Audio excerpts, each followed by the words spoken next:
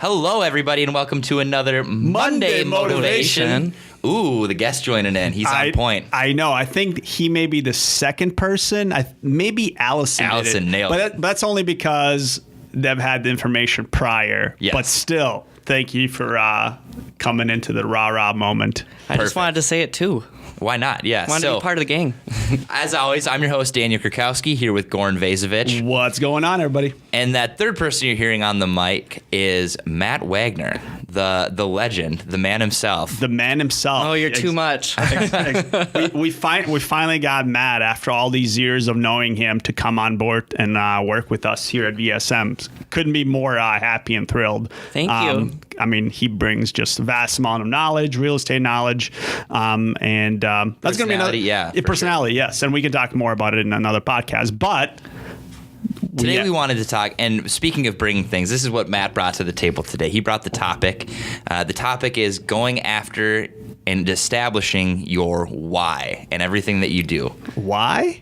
Your why. So why? We're going to be a lot of annoying children today and ask why all the time. Yes. So the reasoning, the kind of the logic behind it is, a lot of us focus on the money aspect of what we do, which makes sense because money is tangible. A tool. Right. You can measure it easily. Very easily. $10, $100. It depends on how much you have. If you have a little bit, it's really easy to measure. Really easy to right. Yeah.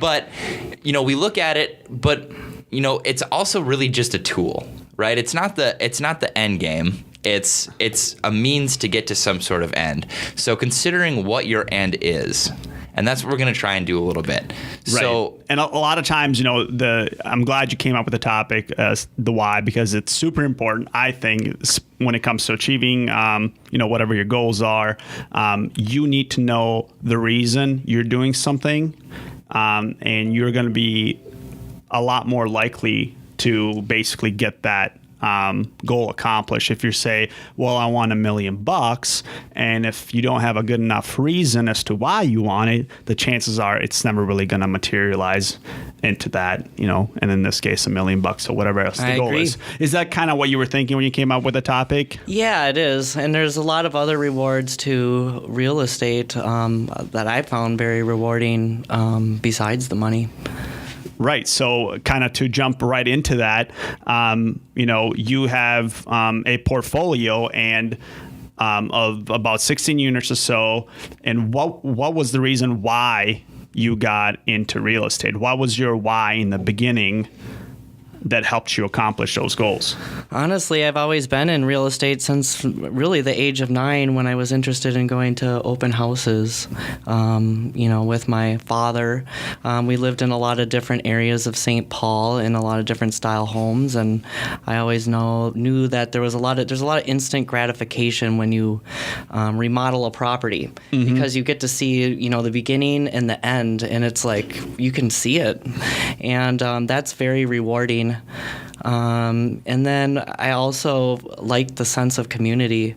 I have 16 rental units, and I have a lot of tenants that really like me, and they like the way I do things. And I have multifamily buildings where people are friends in them, and I'm part of the community. I'm helping to house people, so it's feel good, and I take good care of the buildings, and the neighbors appreciate that, and so that's really motivating to me. Right. It's a good answer. And I think for the most part, other people that don't have the units that you have, everybody's first answer is going to be, well, because I want to make a bunch of money, or because I want to get rich. But it sounds like you're like, hey, I want to do this to help other people. And then also you like to see the progress of maybe a distressed property turning into something that, is filled with tenants, or it's occupied by people enjoying it.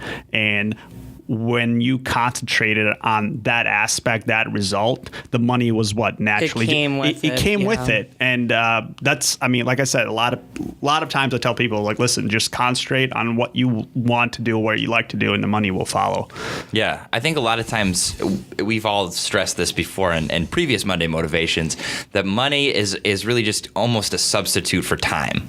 Right? The more money you have, the more time you potentially have to be doing other things, right? You're not forced to work hard all the time doing some job that you may not enjoy. You may also have the ability then to pass off some of those other duties by hiring someone else to do something that you don't want to do. So, if you consider money from the time perspective and you figure, with an infinite amount of money, you have all of your time available to you and no restrictions on what you can do. What sort of things would you want to be doing? Right. And if you can create that picture and make that clear, I think that you can also use that to refocus to make sure that all of your goals are in line with what you're doing financially as well. No, that's a good point. Well, how do you, for example, how do you go beyond the initial, okay, well, why do I want to do this? And instead of just having an answer right away, do you actually think a little bit more critically, to find out what the root of that why I want to do something is? Or do you just kind of, you just wing it? Do you... Yeah, I have sort of 3 tiers, I guess, of goals that exist beyond any sort of dollar amount, though having a dollar amount will really facilitate each of those. Number 1 is my girlfriend and I have been together for a long time. We're getting to the point where it might be time to start a family here, settle down. Oh, man, you're making a commitment. It's being recorded. Yes, this was a mistake. Yeah. Will not be edited out. No. Right. Hopefully we don't have to replay this some other time and insert a different name at any point. But no, I'm just kidding, Maggie. Anyway, but number 1 is just kind of creating that basic security and stability, knowing that if there is some sort of economic downturn, hiring becomes difficult for me. Employment is something that I don't have to necessarily chase. It's having just that basic security. Beyond that, I guess it kind of goes like Maslow's hierarchy of needs, where as you progress further and further down the spectrum, it gets a little bit more heady and abstract. But my second goal then would be to be able to help others and do something in terms of charity. And I put charity in quotes because I think that really what I'd want to do is build some sort of infrastructure for people to be able to empower themselves and have a lot of the opportunities that I was given based on, my circumstances as well. And then lastly, my ultimate goal and one of the dreams that I've had would be to get into some sort of public service, because I just kind of feel that the way that our political system works right now is awesome. Could use some work, yeah. and I'd like to be able to contribute and be a part of that someday. So that would be another opportunity that is a lot easier if you don't have to focus on making ends meet. Right. Wow. So you have a system down. I kind of have a system, but I think it's very just simple and rudimentary. I think if the goal is, maybe lofty, I write down like, okay, why do I want this? And I write it down.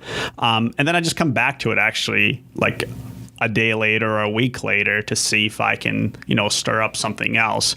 And typically what ends up happening 99% of the times is there's a deeper meaning as to why I want to achieve that particular goal. And once I kind of jog that out of my head, it actually then I can see myself going much closer to accomplishing that goal.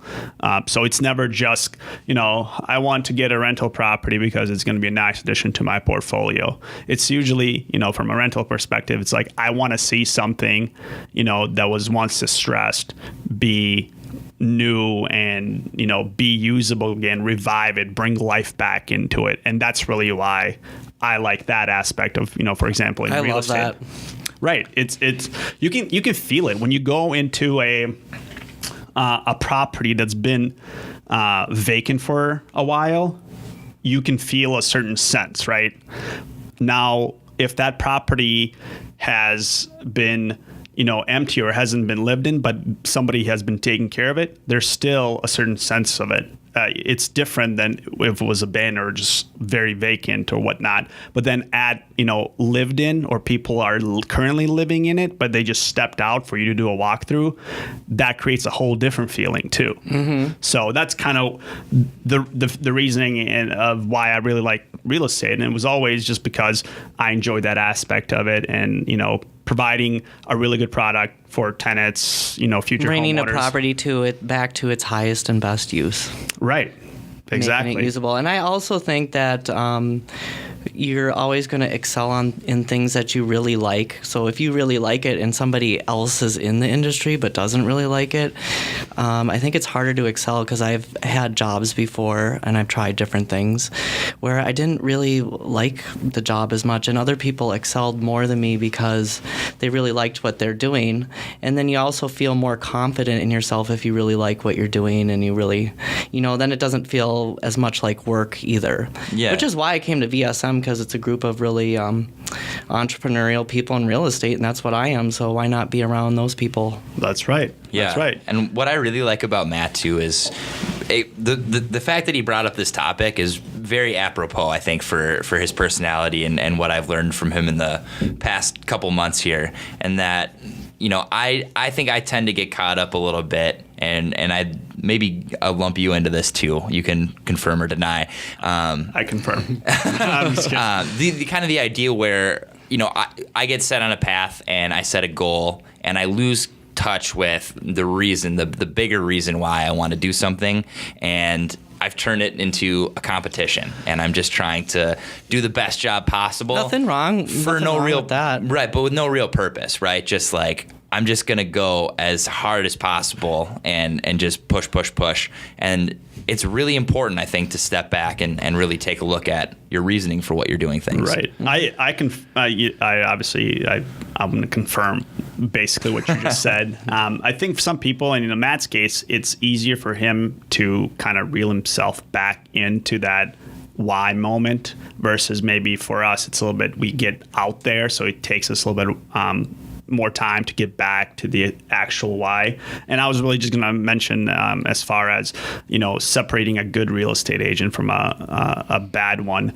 Usually the bad one will go into the career of being a real estate agent as I just want to make money, versus the successful one will go from a service aspect where, hey, I want to help people find homes or sell homes, because, from whatever the service answer is, and they're usually more successful. They don't really say, oh, I'm going into real estate to make a bunch of money. They're really going there to serve people and help people out with their real estate needs.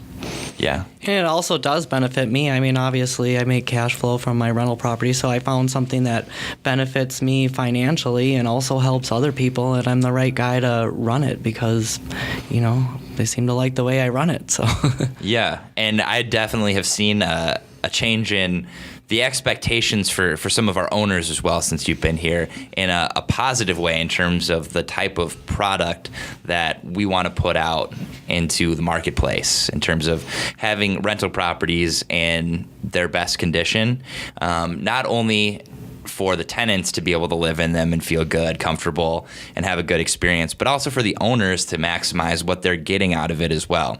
And that's invaluable. If you can approach it with that binary mindset that you have of being able to make it work for both, I think that's everything you can ask for from a management company. So, I agree. There's a lot of cooks in the kitchen. There's the owner, there's, the tenant, and then there's VSM, and we all have to find a common ground and kind of also look at the industry standards too. I think what helps, again, it's not going to be that every day you're going to have somebody that heads, the entirety of our leasing for VSM that has a pretty hefty portfolio. You're going to have somebody that maybe has one property or maybe none. So where he comes in, he brings the years of experience, and also he can say, hey, this is somebody I would place within my property, within my portfolio. So it's super valuable for us to have that insight. And when you make that bet, we already know that your why is in the right place, and that you're gonna be adhering to your own guidelines, and that's why then we can deliver a better product for our clients and customers too. Exactly. So, but let's again, take it it's very yeah. rare. You know, how many people are out there like Matt? That's why it took us a couple of years to get him on board. It really did. That's not even a joke. You know, we met 2.5, 3 years ago. 2.5. Yeah, exactly. So it wasn't an easy transition. So if we look at it now and move it beyond just real estate and VSM and what we do specifically, but focus more on the abstract of why am I trying to purchase a house this size? Why am I working this many hours? Why am I, right, and fill in the blank. I don't know. Why are you? Everything. Well, I gave my reasons earlier. So Right. I want to hear yours. With an unlimited amount of money, what would you want to progress to do? What would you want to do with your time? I would want to buy more real estate and fix it up because I really enjoy it. Perfect. Yeah, I mean, I think And you know, just have some money too to keep my other properties nice, do some things to them, and obviously, you know, I would have some fun too, of course. Yeah. I mean, that's fun to me, but I'm kind of a nerd. Yeah. I like the real estate nerd mentality, though, because I feel like I'm in the same boat where I describe myself thusly to many a client. So that's... I want to be a real estate nerd. I want to be known. You are a real estate nerd. I want to be known as the You're the biggest real estate nerd. As the real estate nerd company. I think we're on our way. Right. We're making a podcast about real estate and the reasoning behind it right now. So I think that puts us pretty far up there. Right. Exactly. Going back to the whole why, a lot of people just equate that, well, I want to do this so I have more time to do X, Y, Z. But, from what I've noticed, in my life, being in real estate, it allows me to have more free time. But then I end up spending that time doing real estate, which in turn is what I am most happy with and what I enjoy the most. So it kind of just feeds itself. My why is really just allows me to do more of what I love. That's perfect. And you're always going to feel more confident about doing what you love, so... Exactly. So then you excel in it. Builds on itself. Absolutely. And I think, when you lose touch with that is when a lot of people kind of suffer that ennui where they just feel depressed from inaction. Because they might not like their job or whatever. It might not be the best fit for them. Yeah. No matter how much money they make. Very you don't true. like their job. What would you recommend to someone that's stuck in finding their true why? Well, I would never tell somebody to just give up on what they're doing. You can always learn. I've always learned from times in my life when I wasn't really as interested in what I was doing or knowing what path I was on. But I know that I have always kept real estate in mind my whole life. And so I always kept in touch with it. I never, I've always had my rentals on the side and whatnot, but now, being here at VSM, I'm fully immersed into it, so I'm a lot happier. But awesome. learn from those times, and just kind of dig a little deeper in whatever you're interested in. Always keep it in mind. Always keep it in the back of your mind, and see if you can get in touch with that as much as you can. Whatever you do, try to have something that will lead into it. Yeah. And from the motivation aspect. That makes sense. Oh, yeah. Yes, for sure. From the motivation aspect alone, keeping that why in mind, just like you said, is the fuel that you're going to need to do all the things that you don't want to do to get you to that point.